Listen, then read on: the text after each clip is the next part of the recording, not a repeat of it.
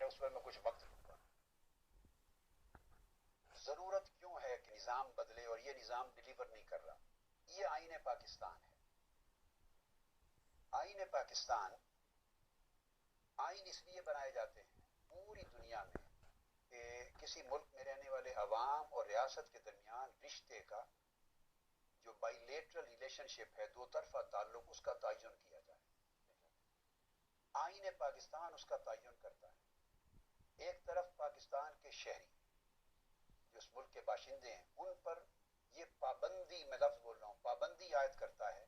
Loyalty to the state is the basic duty of every citizen in obedience to the constitution and law.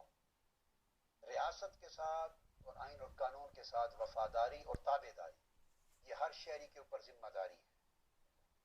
اب میرا ایک simple سوال ہے، آئین نے کہا نا، یہ آرٹیکل 5 پڑھ رہا ہوں کہ یہ ہر فرد کی ذمہ داری ہے. اگر وہ اس کو توڑے تو کیا کیا جائے گا؟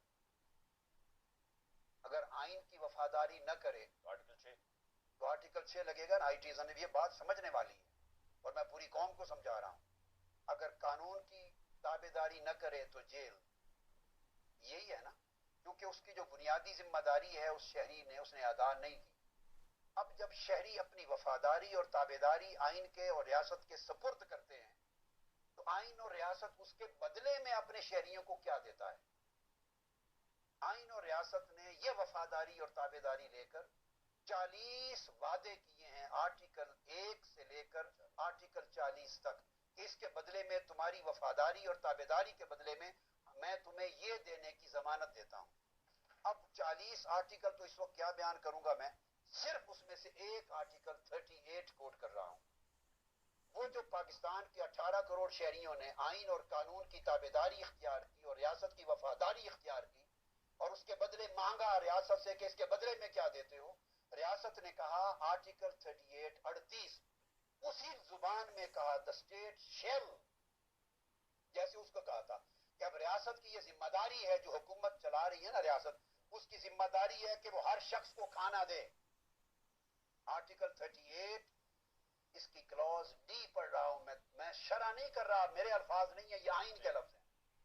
Provide basic necessities of life, ہر شہری کو بنیادی ضروریات زندگی فراہم کرے، یہ ذمہ داری ہے.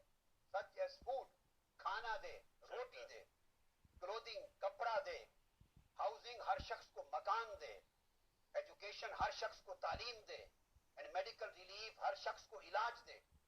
ان تمام شہریوں کو جو اپنے وسائل سے ان چیزوں کو اپنے آپ کو مہیا نہیں کر سکتے. اس وفاداری اور تابع داری کے نتیجے میں 18 کروڑ عوام کے اوپر حکومت جو منتخب ہو کے آتی ہے، جو ریاست چلانے والی ہے، ادارے، ان کی ذمہ داری ہے کہ انہیں روٹی دے، کپڑا دے، مکان دے، تعلیم دے، علاج دے. یہ 5 چیزیں مہیا کریں. جس طرح شہری اگر قانون کو توڑے اور اپنا فرض نہ نبھائے تو اس کی جگہ جیل ہے، تو حکومت اگر آئین کے دیے ہوئے اس وعدے کو پورا نہ کرے تو اس کا مقام اسلام آباد کی پارلیمنٹ نہیں، اس کی جگہ بھی جیل ہے.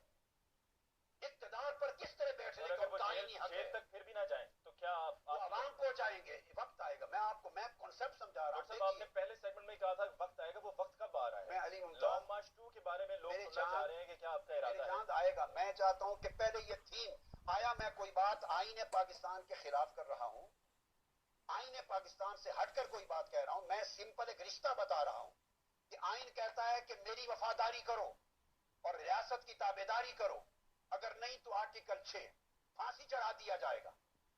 اور آئین ہی کہتا ہے کہ اے شہریوں، میری وفاداری اور ریاست کی تابع داری کے نتیجے میں میرا وعدہ ہے کہ حکومت کی پابندی ہے اس پر کہ تمہیں روٹی دے گی، کپڑا دے گی، مکان دے گی، تعلیم دے گی، علاج دے گی.